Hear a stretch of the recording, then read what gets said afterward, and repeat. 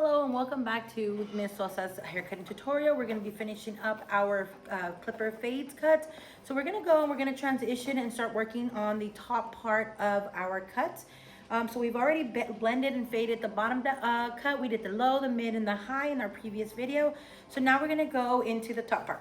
Now I want to point out that there's two different ways. There's so many different ways that you can cut the top, but there's two of my favorite ways that I like to cut. And one way is we're gonna be removing a lot of weight from the back and leaving a little bit more length in the front. So I'll show you that way first. And then the second way is your more traditional boy cut. It's the way that I do most of my men's cuts. So I'm gonna go ahead and start right down right with my first cut, which is gonna be starting a little bit shorter in the back and then making my way to the front where I'm gonna build a little bit more length. This is gonna be helpful for the client that wants to get rid of a lot of weight, a lot of heaviness from the back and like let that grow in, and then they still wanna be able to play with it in the front.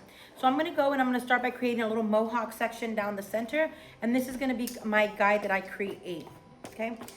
So I'm gonna start in the back, and I'm just gonna get the rest of this hair out of my way. I'm gonna start at a 90-degree angle. So I'm gonna get the very bottom, my shortest length way down here, and that's gonna be my what I'm gonna be cutting to. So I'm gonna go in, I'm gonna cut that off.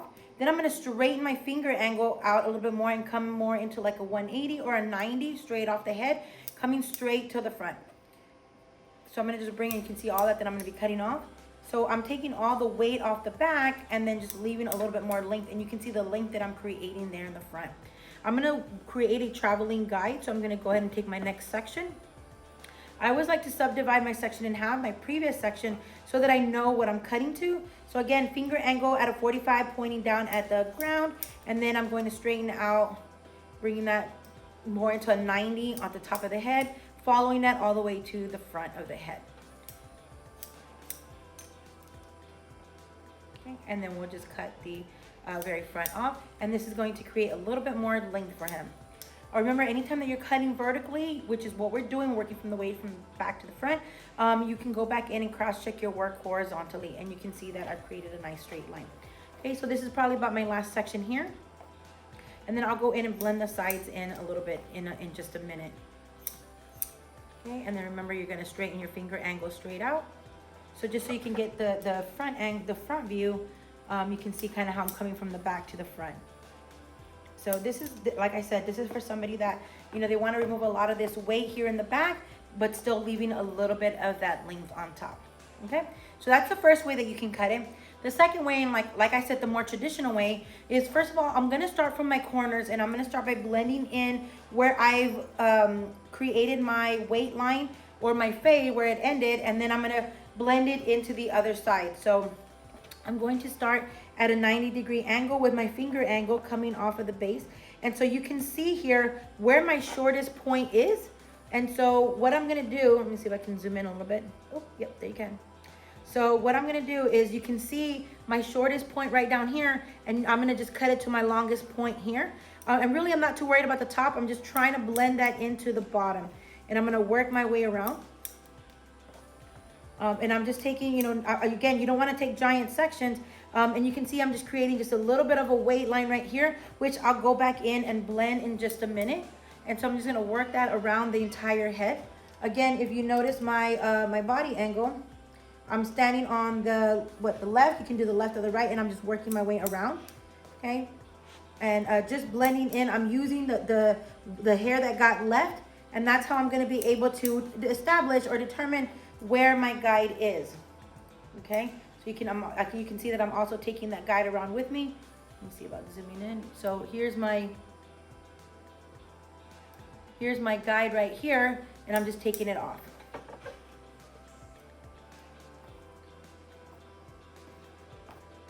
Okay, here's my guide right down here, and I'm taking that off.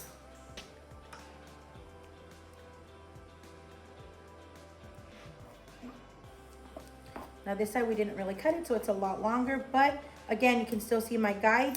If you have a guide with you, you should never get lost. This is my more traditional cut. I'm gonna cut all the way around first, and then what I'm gonna do is I'm gonna go back and I'm gonna start from one corner, and I'm going to kind of connect my corners or connect the dots, whatever helps. So I started here, I'm gonna take it up, and then I'm gonna straighten out my finger angle and go across. So I'm going from one side and connecting it to the other side. So you can kind of see here, and let me just zoom in so you can see that a little bit better. Okay, so here's my guide that I established. I'm gonna take that up, clean it up, and I'm gonna walk across to the other side, and I'm gonna connect it to what I cut off on the other side. So the guide, so I'm here, and I'm gonna connect them here on the top of the head is what basically we're doing. We're just taking off all this length. Now remember, right now we're cutting horizontally, so I can always go in and cross-check my work, and I will cross-check that vertically. Okay, so here you go. Make sure that your sectioning is not too big. Anytime you create sections that are too big, you're gonna end up with over direction, and over direction is gonna end up with weight. So you just wanna be careful with how you're directing that hair. Okay, so here we're getting to almost the last couple of sections here. Now, if I wanted to create a little bit more length in the front, I would just over direct that last section back to the previous section.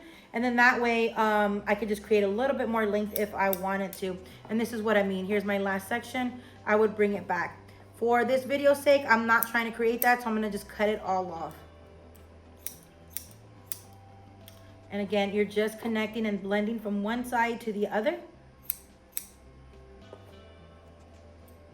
And there you go.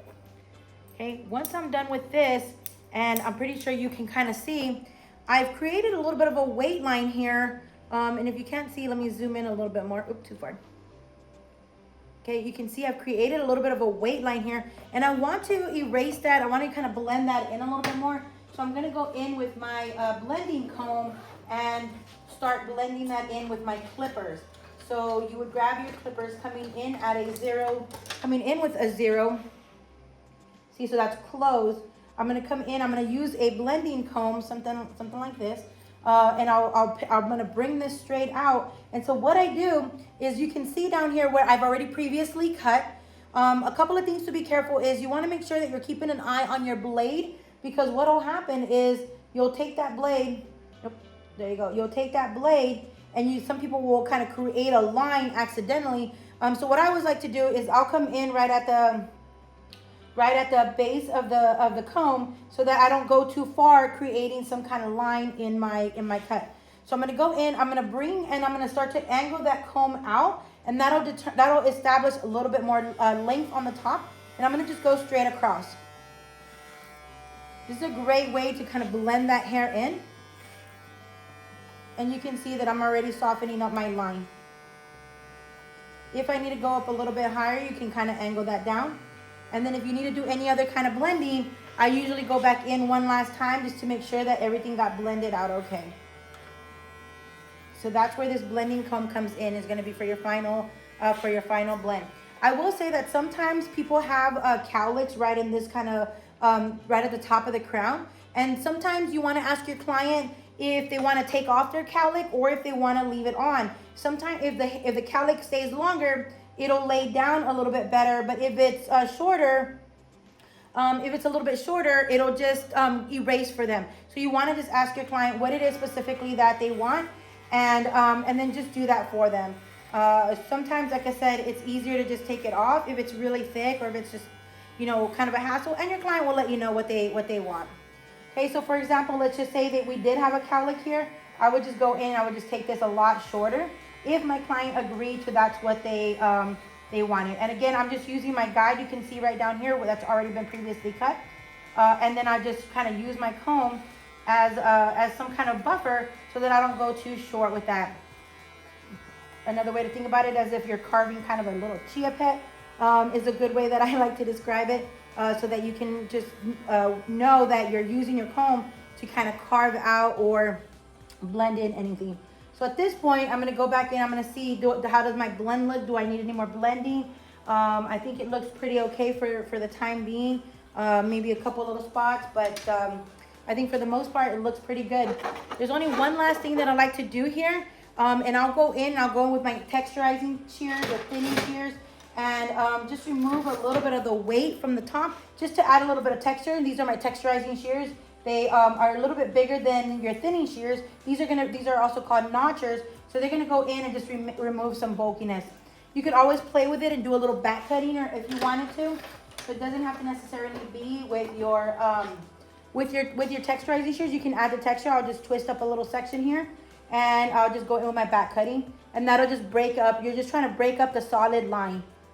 Okay, so remember that when you're back cutting, your shears is going to kind of close a little bit as you push down and you're gonna just add a lot of texture right to that top section. Okay, the last thing that you're gonna do is you're gonna go and edge up the client. Edging up the client is basically you're going to follow the head shape and just using your peanut or your trimmer, you're going to edge them up. So, I mean, this is a pretty easy, you're just gonna follow. Some people have a rounded perimeter, some people have it a little bit more squared. I personally always like to just kind of check the client and see specifically what it is for them. So I'll go in right at the bottom and I'll just clean that up. Follow the head shape around. When you get to the ear, and you can kind of see that, you can kind of see, let me get him a little bit in view here. So right around this ear, I'm gonna use just a corner of my trimmer here to get any little stragglies off, which I do have. So I'm gonna go in. I'm gonna come in from the opposite side. Now what I like to do around the ear is I like to take my comb to determine where I'm gonna be cutting.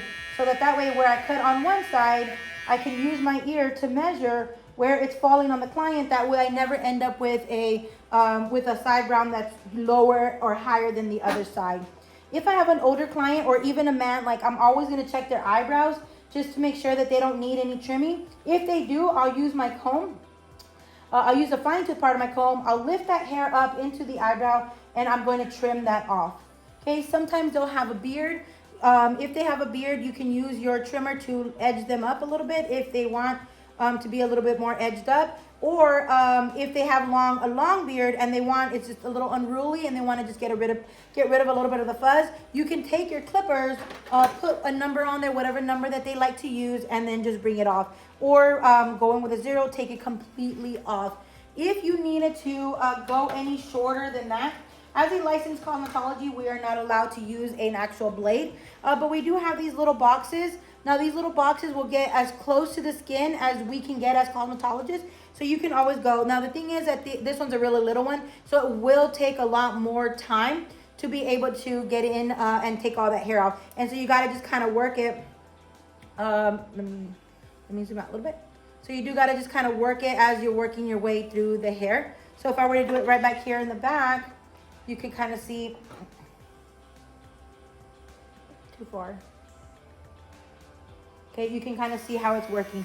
And I would just kind of work it, and you have to just go really nice and slow, and it's gonna take everything off. And this will leave it nice and skin bald. Okay, so if you have those clients that wanna go even shorter, that's how you would get that really short with one of these little shaver boxes. Okay, I hope you enjoyed our men's cuts and learned a lot from it. If you did, please like the video and subscribe so you can see any updates. And y'all have a great rest of your day.